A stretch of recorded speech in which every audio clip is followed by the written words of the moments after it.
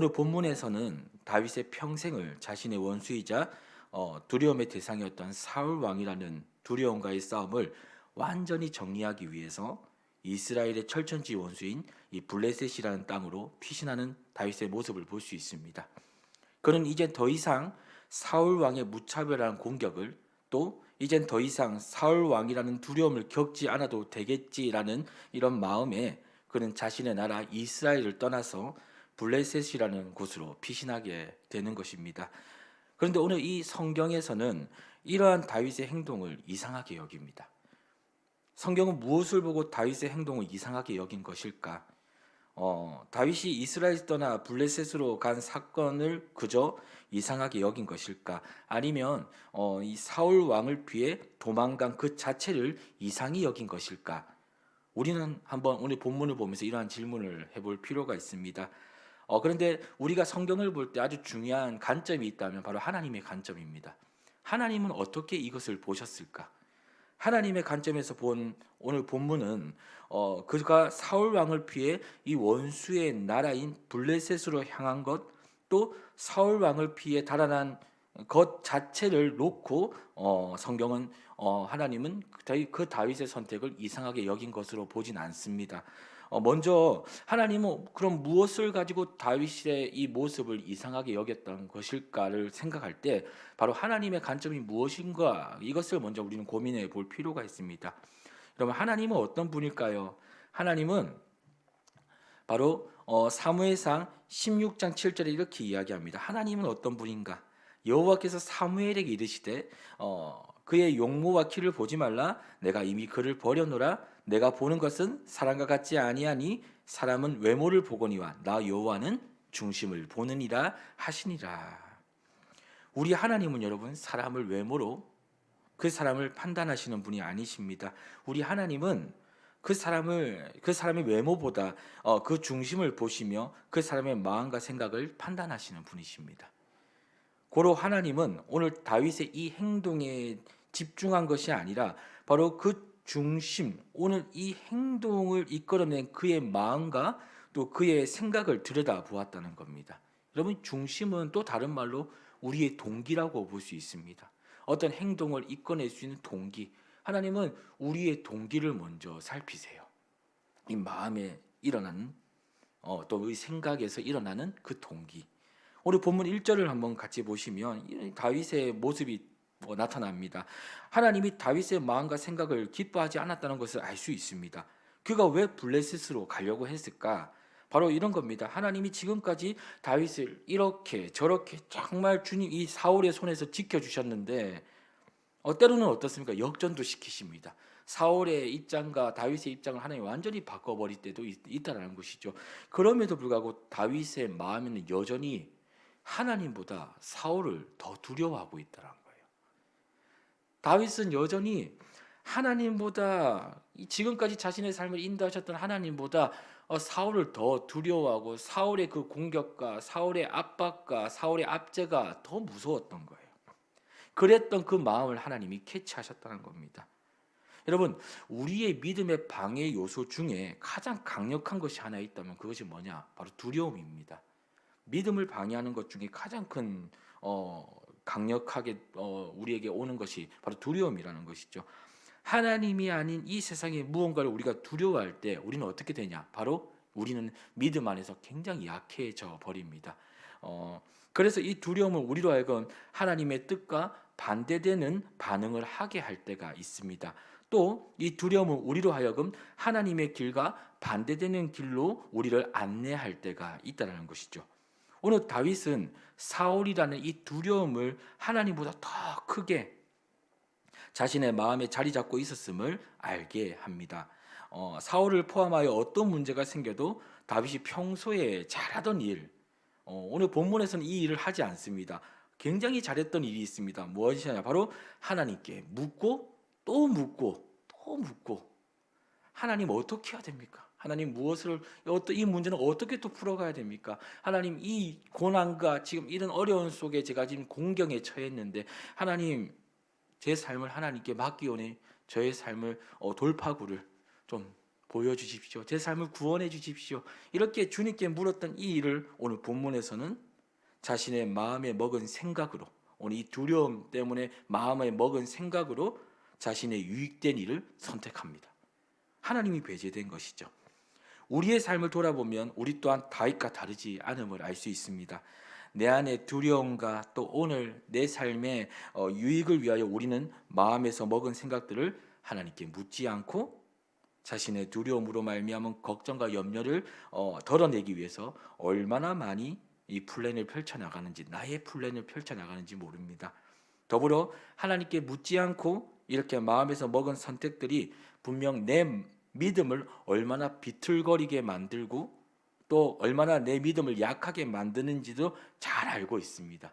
그럼에도 우리는 이러한 하나님을 배제한 선택들을 참 많이 한다는 것입니다. 이러한 선택들을 할 때마다 우리에게 찾아오는 두 가지 열매가 있습니다. 그것이 그 첫 번째 열매는 무엇이냐? 바로 하나님을 배제하고 내가 선택하여 일어난 문제들을 나 스스로의 힘으로 감당해야 한다는 것입니다. 두 번째 열매가 있습니다. 하나님을 배제하고 내가 선택하여 일어난 이 문제들을 나 스스로의 힘으로 책임을 져야 된다는 거예요. 다윗이 묻고 또 묻고 하나님 앞에 더 의지하고 나갈 때는 하나님이 자신의 일을 감당해 주십니다. 그리고 자신의 일을 책임져 주십니다. 근데 하나님을 배제하고 선택한 모든 문제들은 하나님 우리 스스로에게 감당케, 우리 스스로에게 책임을 하나님은 물으실 때가 있다는 것이죠.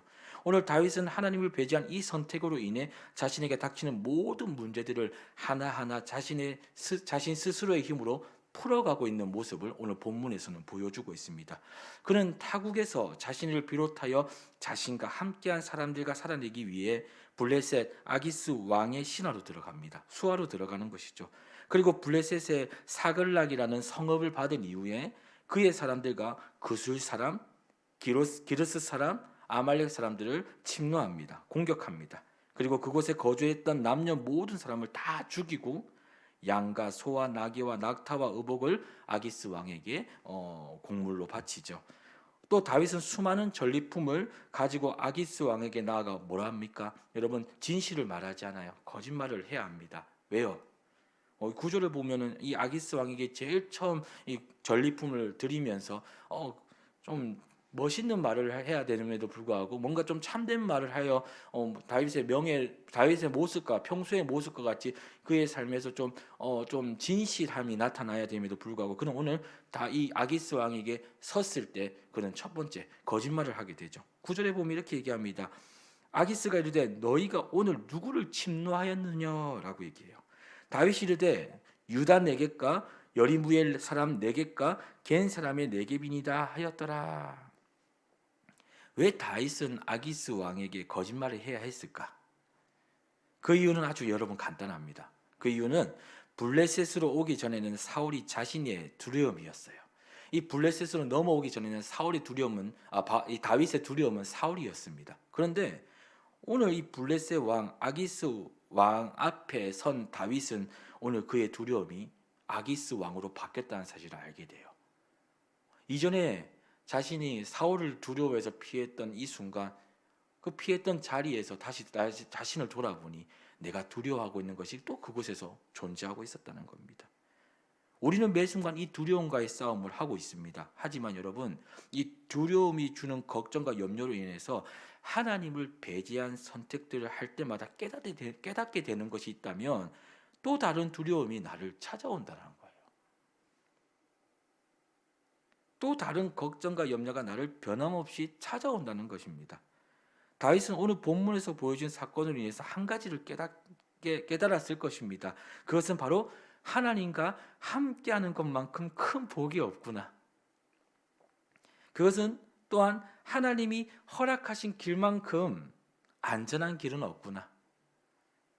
또 하나님이 오늘 내게 허락한 장소, 하나님이 오늘 내게 허락한 시간, 하나님이 오늘 내게 허락한 일과 의식주, 하나님이 허락된 것만큼 제일 좋은 것이 없구나. 이것을 오늘 다윗은 이 순간을 통해서 오늘 이 본문을 통해서 깨달았을 거예요. 우리의 삶에서 하나님은 이것을 계속 깨닫게 하시거든요. 또 다른 두려움으로 말미암아 내 힘으로는 아무것도 할 수 없다는 사실을 알게 하심으로 하나님의 것이 제일 좋은 것임을 깨닫게 하시거든요. 다윗은 다시 마음으로 생각하는 거예요. 하나님과 함께함이 제일 큰 복이구나. 이것을 깨달은 다윗이 여러분 이렇게 고백합니다. 이 시편을 보면은 나중에 우리가 볼 수 있는데 시편 73편 28절에 여러분 너무 잘 아는 말씀입니다. 하나님께 가까이함이 내게 복이라. 내가 주 여호와를 나의 피난처로 삼아 주의 모든 행적을 전파하리이다. 하나님의 마음에 합한 자라고 불렸던 이 다윗 또한도 늘 하나님 앞에 만들어져 가기 위해 하나님은 이런 시간들을 다윗에게 허락합니다. 자신의 힘으로는 아무것도 할 수 없다는 것, 오직 하나님만이 자신의 의지할 바이시고 피난처이시고 산성이시고 요새이심을 하나님은 늘 다윗으로 하여금 그가 잘 될 때나 못 될 때나 그것을 깨닫게 하시기 위해서 이러한 상황들을 때로는 허락할 때가 있습니다. 우리의 삶에도 마찬가지죠. 이러한 사람들이 때로는 우리의 삶에 올 때가 있는 거예요. 하나님보다 너무 두려운 상황들, 하나님보다 너무 두렵고 어려운 그 염려와 걱정의 순간들, 하나님이 보이지 않을 때, 하나님 때로는 그 순간을 우리에게 허락함으로 말미암아 우리의 믿음을 다시금 돌아보게 하실 때가 있는 것입니다. 사랑하는 세상의 빛 일회교회 성도 여러분, 오늘 우리가 무엇을 하든지 어떤 것에 있든지 또 어떤 문제를 만나든지 오늘 꼭 우리는 이것을 감당해야 됩니다. 하나님께 묻고 또 묻고 또 묻는 사람이 되기를 진심으로 소망합니다. 또 하나님과 가까이함이 내 인생의 가장 큰 복임을 믿으시며 그분의 임재 속에서 하나님의 보호와 그분의 열심을 느끼시는 하루가 되시기를 진심으로 소망합니다. 무엇보다 오늘 본문을 통해 더 소망하는 것이 있다면 오늘도 우리 함께 승리하시길 소망합니다. 오늘도 이 말씀을 의지하시며 하나님이 여러분과 함께함이 가장 큰 것임을, 가장 큰 복임을 믿으시며 오늘도 이 하루 승리하시는 저와 여러분 되기를 진심으로 소망합니다.